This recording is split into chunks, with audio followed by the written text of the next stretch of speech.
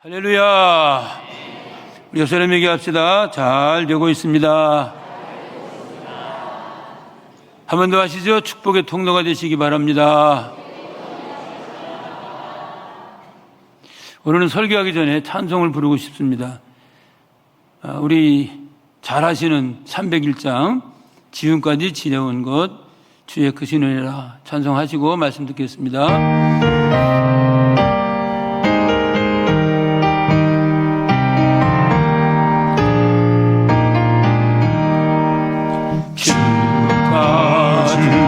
지내온 것 주의 크신 은혜라 할인 없는 주의 사랑 어찌 이루 말하랴 자라게나 주의 소리 항상 살펴주시고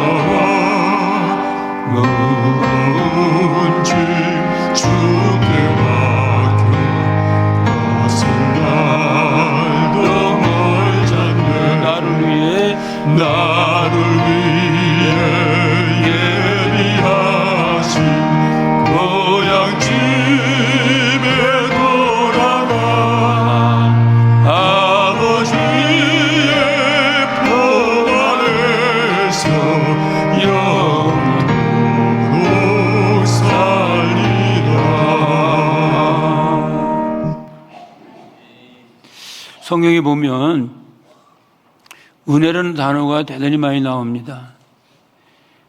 은혜라는 단어를 구약에서는 헤세드라 이렇게 썼습니다.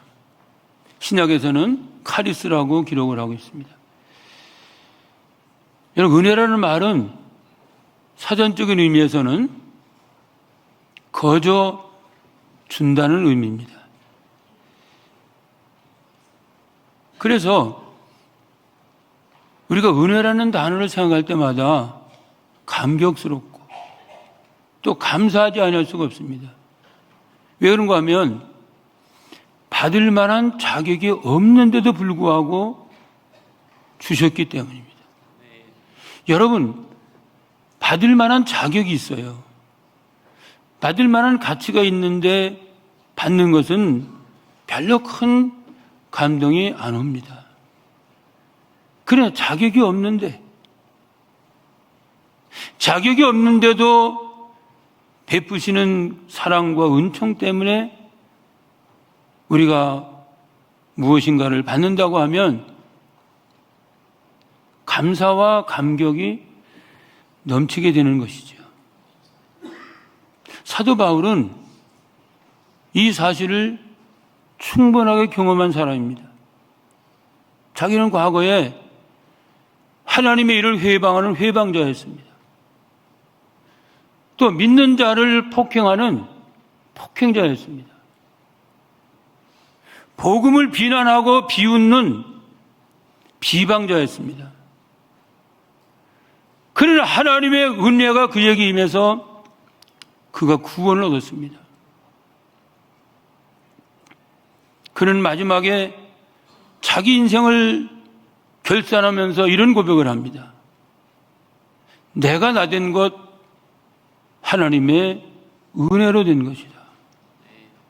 고린도서 15장 10절에 보면 내가 다른 사도보다 많은 일을 했지만 그러나 내가 한 것이 아니라 나와 함께 하신 하나님의 은혜로 되었다. 여러분,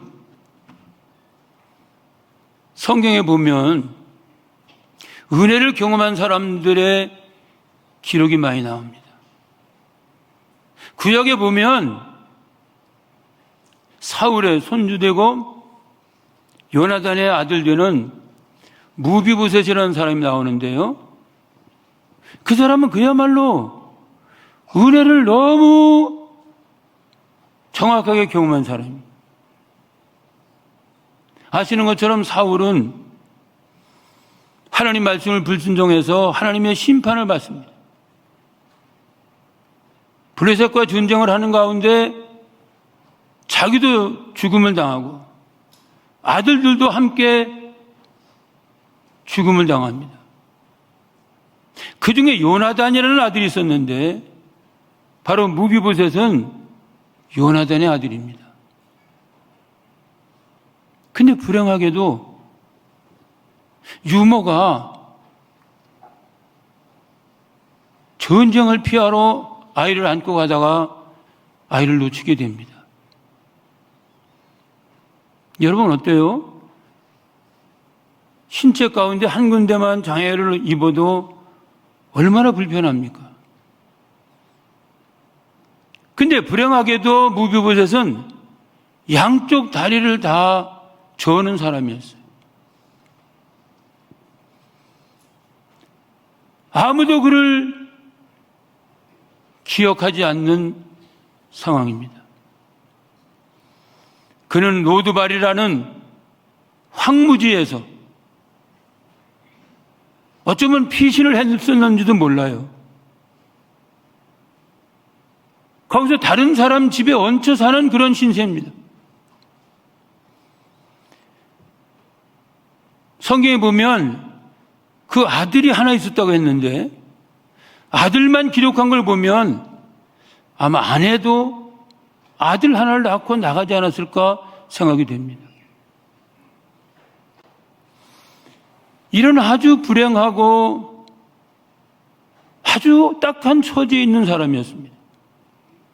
그런데 다윗이 임금이 되고 나서 어느 정도 국정을 안정시킨 이후에 요나단을 위해서 뭔가를 하고 싶은 마음이 생겼어요. 그래서 요나단의 자손 중에 누가 있는가 찾아봤습니다. 마침 무비보셋을 발견하게 되죠. 그를 데려오라고 말합니다. 그때 아마 무비보셋의 마음속에는 이제는 죽었구나. 이제는 끝났구나. 막 이런 불안한 마음이 있었을 거예요. 다윗을 볼 때 그는 뭐라고 말합니까? 임금님이여, 개 같은 나를 대우하십니까? 다윗은 무비보셋을 위해서 단순히 물질이나 아니면 주택이나 이런 걸 준 정도가 아닙니다. 성경에 보면 그 장애인이고 소외되고 아무도 인정하지 않는 무비보셋을 위해서 엄청난 호의를 베풉니다. 사울의 모든 재산, 여러분 사울이 임금의 자리에 있었으니까 40년 동안 있었으니까 재산이 얼마나 많았겠습니까? 그 많은 재산을 다 장애인 무비보셋에게 소유를 맡기게 됩니다. 한 걸음 더 나가서 성경에 보면 다윗은 자기 상에서 무비보셋과 함께 식사를 나누게 됩니다. 여러분 한 상에서 먹는다는 말은 뭘 의미합니까? 그렇죠. 가족을 의미해요. 비록 패망한 임금의 손자고 어떻게 보면 적대시할 수밖에 없는 그런 관계지만 다윗은 그를 자기 가족처럼 인정을 하고 한 상에서 먹고 마시는 그런 대우를 해줍니다. 저는 구약에 많은 사건과 많은 인물이 등장되지만 이 사건이야말로, 이 인물이야말로 은혜에 대해서 우리에게 정확하고 분명하게 말해주고 있지 않는가 생각이 됩니다. 그런데요, 신약에 와보면 오늘 본문에 등장되는 이 걸어서 귀신 들린 사람의 형편에도 맞습니다. 이 사람도 어쩌게 보면 무비부서처럼 아주 불행한 사람이었습니다. 우리가 읽지는 않았지만 2절부터 5절 사이에 보면 그의 형편이 기록되고 있습니다. 그는 귀신에게 사로잡혔습니다. 그것도 군대 귀신이 그를 사로잡았습니다. 여러분, 멀쩡한 사람이면 왜 무덤 사이에 거하겠습니까? 귀신이 그를 사로잡으니까 온전한 집에도 있지 못하고 무덤 사이에 거처를 정하고 있었습니다. 또 성경을 보면 밤낮 없이 소리를 지르고요, 사람들이 괴로워서 그를 쇠고랑으로 묶고 쇠사슬로 묶어놓으면 쇠사슬과 쇠고랑을 산산조각을 내는 그런 형편이었습니다. 성경은 뭐라고 말씀하는가 하면 아무도 그를 치유할 수 없었다고 말합니다. 더군다나 그는 자기 몸을 돌을 가지고 짓이기는 그런 자해를 하는 사람이었습니다. 성경에 보면 돌로 자기 몸을 해하다라 그랬는데 그 해하다라는 단어가 현재 진행형입니다. 한두 번만 그렇게 한 게 아니라 지속적으로 자기 몸을 자해했다는 거예요. 피가 나겠죠? 그것이 고름이 나올 정도로 심하게 변화가 되겠죠? 그런 가운데 있는 사람입니다. 여러분, 어쩌면 이것이 우리 자신의 모습이 아닐까요? 성경은 뭐라고 말합니까? 에베소서 2장 1절에서 3절에 보면 성령으로 거듭나기 전에 우리들, 예수 믿기 전에 우리들, 하나님을 만나기 전에 우리들을 정확하게 정의하는데 허물과 죄로 죽었다는 것입니다. 여러분, 여기 죽었다는 단어는 육신도 죽는다는 의미를 가지고 있지만 영적인 면에서 하나님을 떠났다는 말입니다. 여러분 어때요? 아이들이 집을 나가면 행복해집니까? 누가복음 15장의 탕자의 비유 잘 알지 않습니까? 아버지 집에서는 풍족한 삶을 살았습니다. 넉넉한 삶을 살았습니다. 그러나 아버지를 떠난 순간 그에게는 가난과 염려와 불안과 근심과 걱정과 슬픔이 있었습니다. 여러분, 하나님이 우리를 만드신 목적은 하나님과 함께 교제하는 것이었습니다. 거기에 행복이 있고 거기에 은혜가 있고 거기에 복이 있는 것입니다. 근데 아담과 하와가 범죄함으로 하나님을 떠나게 되는 거죠. 그게 불행입니다. 여러분, 돈이 적은 게 불행이 아닙니다. 공부를 못한 게 불행이 아닙니다. 하나님을 떠나는 게 불행이에요. 왜 그런가 하면 인간은 원래부터 하나님과 함께 살도록 만들어졌기 때문입니다. 예를 들어 보십시다. 물고기는 물과 함께 살도록 만들어졌습니다.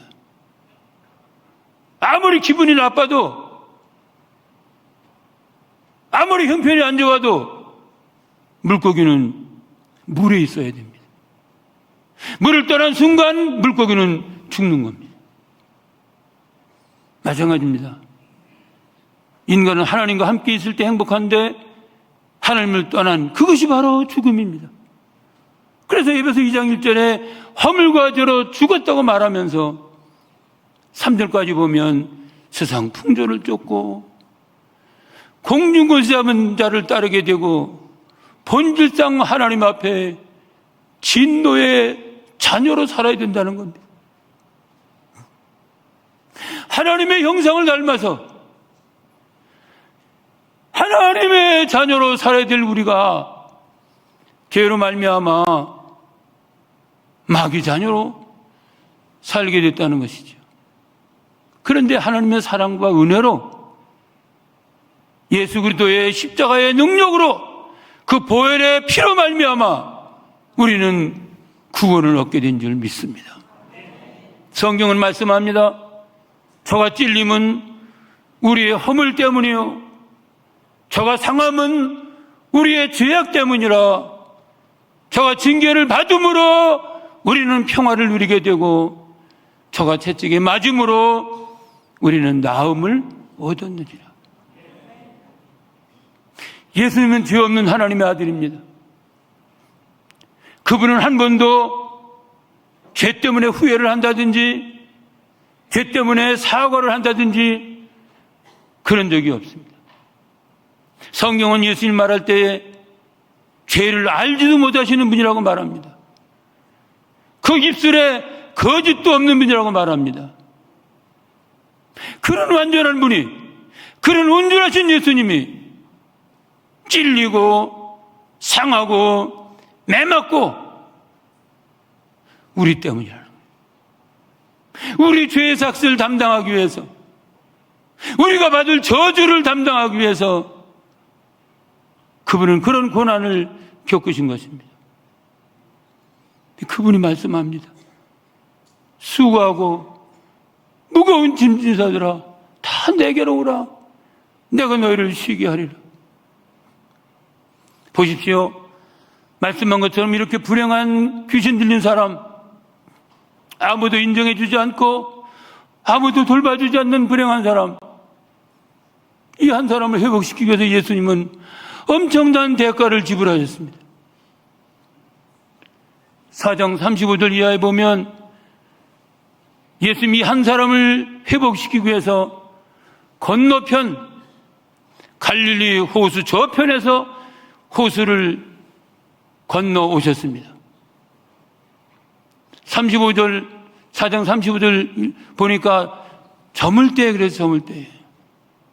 낮에는 하루 종일 사역을 하시고 병자 고치고 귀신 들린 사람 쫓아내고 기적과 이적과 능력을 행하시다가 그 피곤한 몸을 이끌고 밤에 배를 타고 갈릴리 바다를 건너오신 거죠.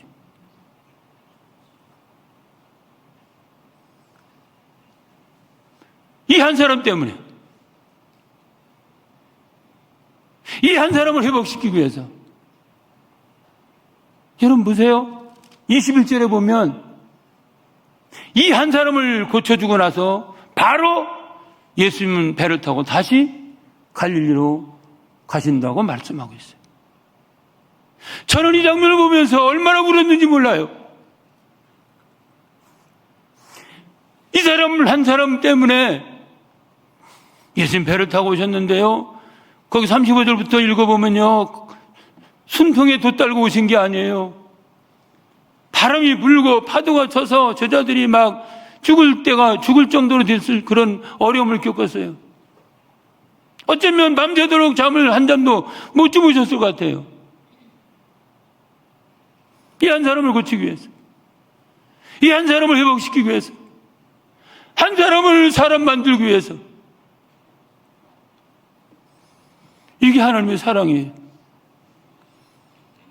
성경은 말합니다. 하나님이 세상을 이처럼 사랑하사 독생자를 주셨으니.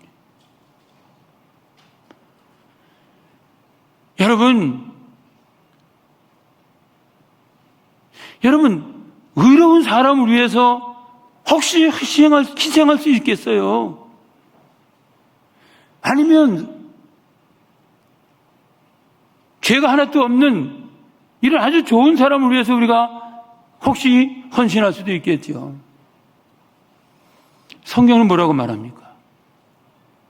로마서 5장 7절로 8절에 보면 우리가 아직 죄인 되었을 때에 그리스도께서 죽으심으로 하나님 대한 우리 사랑을 확증하셨다고 그랬어요. 그게 나오죠? 의인을 위하여 죽는 자가 쉽지 않고 의인 때문에 죽는 사람이 쉬울 수가 없죠. 또 선인을 위하여 용감히 죽는 자가 혹 있지만 우리가 아직 죄인 되었을 때 그리스도가 우리를 위하여 죽으심으로 하나님께 우리에 대한 사랑, 자기 사랑을 확증하셨다. 여러분, 이게 주님의 사랑이에요. 이게 주님의 은혜입니다, 여러분. 은혜라는 말은 받는 사람은 거저요, 받는 사람은 공짜지만 주는 사람은 많은 것을 희생해야 돼요. 예를 들어보면 내가 누구에게 뭘 이렇게 주려고 그러면 받는 사람은 거저 받겠죠. 그래, 주는 나는요, 이거 거저 생겼어요? 맞습니까? 나름대로 나는 가치를 지불하고 이걸 구한 거 아닙니까? 하나님이 우리에게 은혜로 예수님을 주셨지만, 은혜로 구원을 주셨지만, 하나님은 당신의 아들을 희생하시는 대가를 지불하신 것입니다. 핏값을 지불하신 것입니다. 여러분, 예수님은 이렇게 이 한 사람 때문에 그 힘든 여정을 거쳐서 오셨어요. 그리고 그런 정도가 아니잖아요. 이 사람이 지금 뭐요? 귀신 들렸는데 그 귀신이 뭐요? 군대 귀신입니다. 엄청난 숫자의 귀신이 그에게 들어간 거예요. 그래서 예수님이 그냥 귀신은 나가라 그럴 수도 있지만은 어떻게 합니까? 2,000마리의 돼지떼를 희생하면서 이 사람을 고쳐주셨어요. 여러분, 경제적인 가치로 따진다고 하면 이게 얼마나 큰 손해입니까? 그렇잖아요. 여러분, 돼지 한 마리가 얼마입니까? 제가 자료를 보니까 새끼 돼지도 12만 원 가더라고, 새끼 돼지. 여기 등장된 돼지가 새끼겠어요? 내가 볼 땐 중돼지는 될 거 아닙니까? 그럼 최소한도 20만 원 갈 것 같아요. 그 2,000마리면 얼마입니까, 그게? 계산에 도무지 정신이 없으시죠? 4억입니다, 4억. 여러분, 한 영혼의 가치는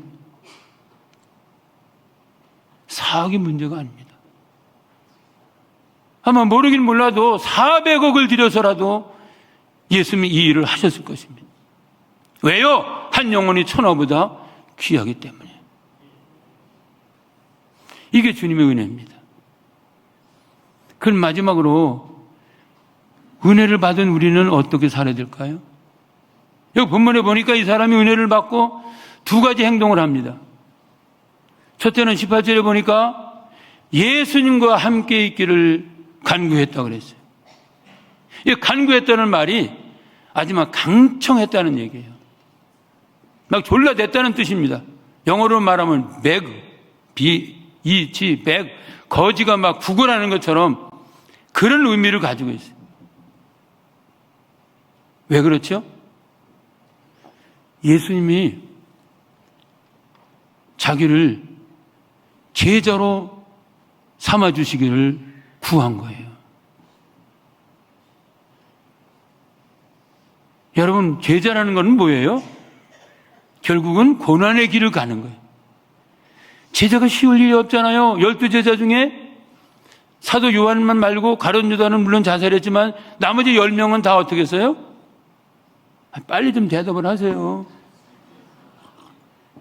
맞죠? 다 순교했습니다. 목이 잘려 죽기도 하고, 야고보 같은 경우는 베드로는 십자가를 거꾸로 지고 죽었다고 그러죠. 어떤 사람은 기름가마에 끌려서 죽음도 당하고, 어떤 사람은 톱으로 켜서 죽임을 당하기도 하고. 여기 이 사람이 예수님과 함께 있기를 간청하는 것은 내가 이제 고난의 길을 가겠습니다. 내가 제자의 길을 가겠습니다. 그런 결단을 보여주는 거예요. 여러분, 은혜 받았어요? 이제 결단하시기 바랍니다. 은혜 받았습니까? 그러니까 아멘 하더니 결단하세요. 그러니까 노멘. 진짜요. 우리는 어떤 직분을 맡았기 때문에도 아니고, 또 신앙 연조 때문에도 아니고, 또 사람 눈치 때문도 아니고, 우리의 헌신의 모든 동기는 은혜 받은 것 때문에 돼야 됩니다. 할렐루야. 우리 장로님도 은혜 받았기 때문에 장로님의 일을 해야 되는 거예요. 왜 아멘 안 하십니까? 할렐루야. 우리 찬양대원도 은혜 받은 감격과 기쁨으로 해야 되는 것입니다. 아멘. 그러면요, 절대 시험 안 듭니다. 여전히 회장님도 우리 많은데 다 그런 은혜 가운데 사역을 해야 됩니다. 그렇게 안 하면 12월 달만 기다립니다. 호시탐탐 12월 달 되면 내가 절대로 이제 더 이상 안 한다.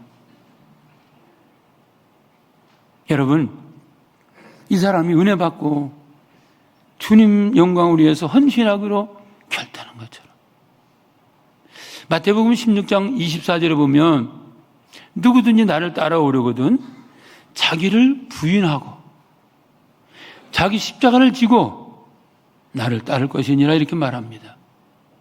그런데요, 그 전에 보면 예수님이 가이사라 빌립보라는 곳에서 제자들에게 질문합니다. 너희는 나를 누구라고 하느냐? 영광한 베드로가 주는 그리스도시요 살아계신 하나님의 아들입니다, 이 고백을 해요.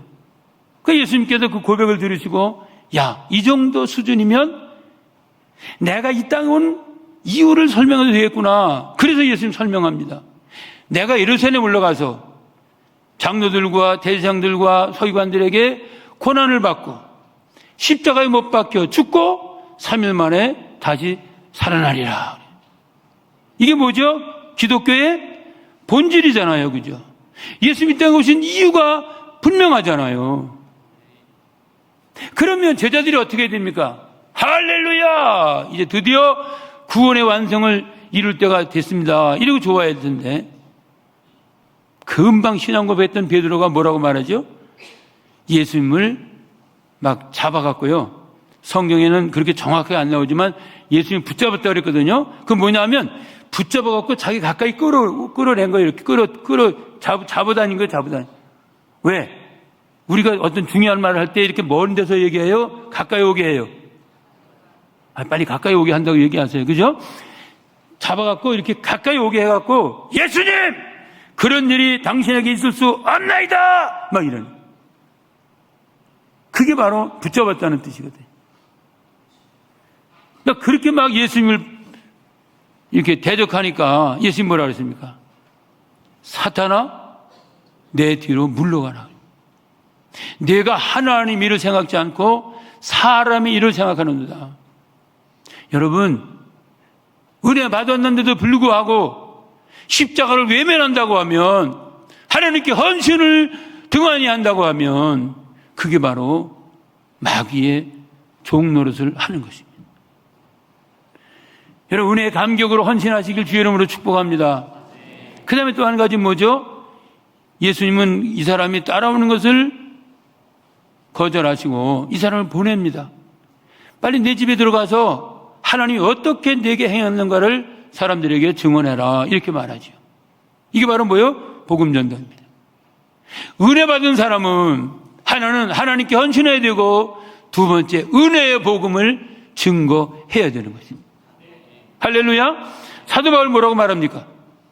사도행전 20장 24절에서 내게 맡겨진 사명 곧 따라합시다. 은혜의 복음을 증언하는 일을 마치려 하면은 나의 생명조차 귀한 것으로 여기지 아니하노라. 사도 바울은 전도를 뭐라고 말하는가 하면 은혜의 복음을 증언하는 것이라고 그랬습니다. 은혜의 복음을 증언하는 거. 여러분 어때요? 전도가 쉽습니까? 증언이 쉽습니까? 예? 그렇죠. 전도는 어려워요, 여러분. 그러니까 아무도 안 하잖아요. 나만 하고. 여기 건널목에서 전도하다 보면 별 사람 다 있어요. 어떤 사람은 제가 전도지 이렇게 주니까요. 딱 보더니 장사를 합니까? 뭔 명함이에요? 저는 막 가슴이 뜨거우니까 전도 안 할 수가 없어요. 여러분 아무도 안 하시죠? 한국교회에 제대로 전도하는 사람은 0.2%밖에 안 된답니다. 왜 전도는 어려워요. 그런데 뭐요? 증언은 쉬워요. 증언이라는 말은 증인이라는 뜻이거든요. 다시 한번 물어볼게요. 증인이 어려울까? 전도가 어려울까? 그죠? 전도가 어려워요. 증인은 쉬워요. 내가 가는데 여기 딱 이렇게 이제 적색 신호가 나서 사람들이 지나가요. 나도 이제 이렇게 가려고 그러는데 어떤 차가 신호를 무시하고 들어왔어요. 그 사람을 치웠어. 내가 봤어. 경찰에 갔어요. 당신 거기 서 있었죠? 예. 상황이 어떻게 됐어요? 이게 적색 신호가 나서 사람 지나가는데 차가 신호를 무시하고 들어와서 이 사람 다쳤어요. 쉬워요. 얼마나 쉽습니까? 그 얘기하는 거. 그게 전도라니까요. 예수님은 전도하라고 말하지 않고 증인이 되리라. 잘 아시죠? 사도행 1장 8절에 오직 성령 너희에게 임하시면 너희가 권능을 받고 예루살렘과 온 유대와 땅까지 이르러 따라합시다. 증인이 되리라. 할렐루야. 아멘. 그겁니다. 보세요. 이 사람이 은혜 받고 나서 주님께 헌신하기를 결단한 것처럼, 또 이 사람이 은혜 받고 나서 복음의 증인이 되었던 것처럼 우리도 십자가 은혜를 경험하고 하나님의 사랑을 경험한 우리들은 주님을 위해서 헌신하고 복음 전하는 일에 최선을 다할 수 있어야 할 줄 믿습니다. 이 말씀으로 승리하시기를 주의 이름으로 축복합니다.